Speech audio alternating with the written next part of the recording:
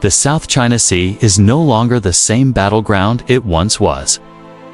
In 2025, the Philippines is finally arming itself with weapons that can rewrite the balance of power.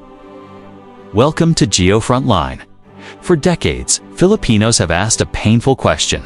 When China's warships and militias push into Philippine waters, what real power does Manila have to push back? The answer was often disappointing. Fishermen were left unprotected, the Navy was outgunned, and politicians made promises without weapons to back them up. But 2025 has changed that story. Today, the Philippines is entering a new era, a time when missiles roar, warships patrol, and the U.S. alliance finally delivers steel, not just words. Let's begin with the most shocking development: the arrival of the Typhon missile system. This U.S.-built launcher is not just another piece of hardware. It is a symbol that the Philippines is no longer defenseless. Imagine standing on Philippine soil in Palawan or Luzon, and from there, a Typhon launcher can hurl a precision missile that reaches far into the South China Sea, even striking Chinese military bases on disputed reefs. For Beijing, this is a nightmare. For Filipinos, it is a moment of pride. The Typhon deployment earlier this year was small, almost symbolic, but its impact was huge. It showed that Washington is willing to forward deploy its cutting-edge weapons on Philippine territory. It's a message: the Philippines is not alone. And when combined with America's naval and air power, these Typhon systems form part of a shield and a sword to deter China's bullying in the region. But Typhon is just the beginning. Another name has ignited pride in Manila: BrahMos. This supersonic cruise missile, built in cooperation with India, is known as one of the fastest and most lethal anti-ship weapons on Earth. The Philippines signed the deal, and deliveries are underway. Soon, Philippine coastal defense units will be equipped with BrahMos batteries, giving them the ability to strike intruding vessels with blistering speed. Just picture it: a Chinese Grey Hull warship sailing into Philippine waters, only to face the threat of BrahMos missiles locked onto it. For the first time, Manila can say, "Enter at your own risk." And the modernization doesn't end there. The Philippine Navy is receiving brand new frigates from South Korea and patrol ships designed to safeguard fishermen and enforce maritime law.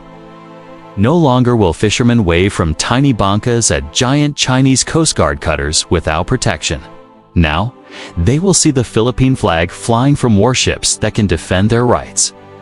These ships are not mere symbols. They are tools of sovereignty. But power is not just about missiles and ships. It is about logistics, the hidden muscle that decides whether a navy can actually fight. And here, the United States has stepped up again. In Palawan, facilities are being built to repair ships quickly, keeping them in the fight. In Subic Bay, plans for strategic storage and logistics hubs are advancing. Subic, once the great American naval base in Asia, is rising again as a hub of power projection. This means that in any future crisis, Philippine and U.S. forces will not be stranded. They will have fuel, ammunition, and repair right on Philippine soil. That is how you build real deterrence. For years, critics said the Philippines was too weak, too corrupt, and too divided to ever stand up to China. And yes, the past has many failures, from botched projects to wasted funds. But today, Filipinos are watching something different: tangible deliveries, real missiles, and working alliances. The Defense Modernization Act is no longer empty paperwork. It's now steel on the ground and warships in the sea. Still, challenges remain. Modernization requires not just hardware, but training, discipline, and maintenance. A BrahMos missile is powerful, but it is useless if its crew is not trained to fire under pressure. A frigate is a marvel of engineering, but without fuel and spare parts, it becomes a floating shell. That is why the deepening alliance with the U.S., with training, exercises, and logistics, is more important than ever. Washington knows that weapons without sustainment are just trophies. And so the US is investing in what truly matters, the backbone that makes the Philippines a credible force. Of course, China is watching. In Beijing's eyes, this is a betrayal, a small neighbor daring to arm itself, and worse, aligning fully with Washington. Already, Chinese officials call the Philippines a pawn of the US, but this is the language of bullies. The truth is simpler. The Philippines is standing up for itself, backed by allies who share its values. Every missile delivered, every warship launched, every base improved, they are not signs of subservience. They are signs of sovereignty. Let us also be clear. This buildup is not about seeking war. It is about deterring war. By showing strength, the Philippines reduces the chance of conflict. By having Typhon, BrahMos, and frigates, Manila can say to Beijing, "We do not want war, but we will not bow." That is the essence of deterrence, peace through strength. And make no mistake, ordinary Filipinos are part of this story.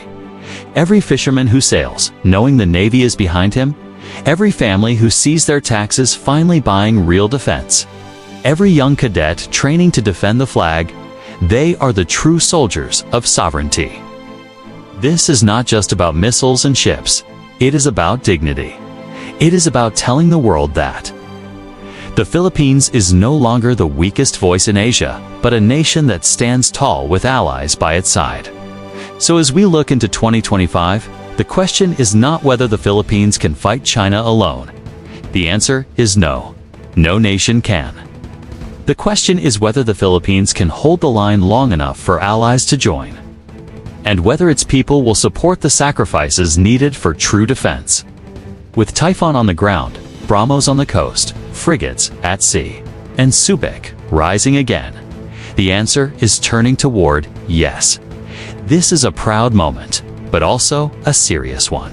The path ahead requires discipline, reforms, and unity. The Philippines must ensure that corruption does not eat away at its modernization, that training is not neglected, and that the alliance is not taken for granted. Weapons are only as strong as the men and women who wield them, and as the leaders who command them. But tonight, let us recognize this. In 2025, for the first time in decades, the Philippines can look out at the South China Sea and see more than just enemy ships. It can see the silhouette of its own missiles, the hulls of its own frigates, and the flags of its allies flying high. That is the image of sovereignty. That is the meaning of power. This is GeoFrontline. Stay with us as we continue to track the rise of Philippine military power, the moves of the U.S. alliance, and the responses from Beijing. Subscribe, share your thoughts, and let us know. Do you believe the Philippines can finally deter China in the years ahead? Because the future of the Indo-Pacific may depend on it.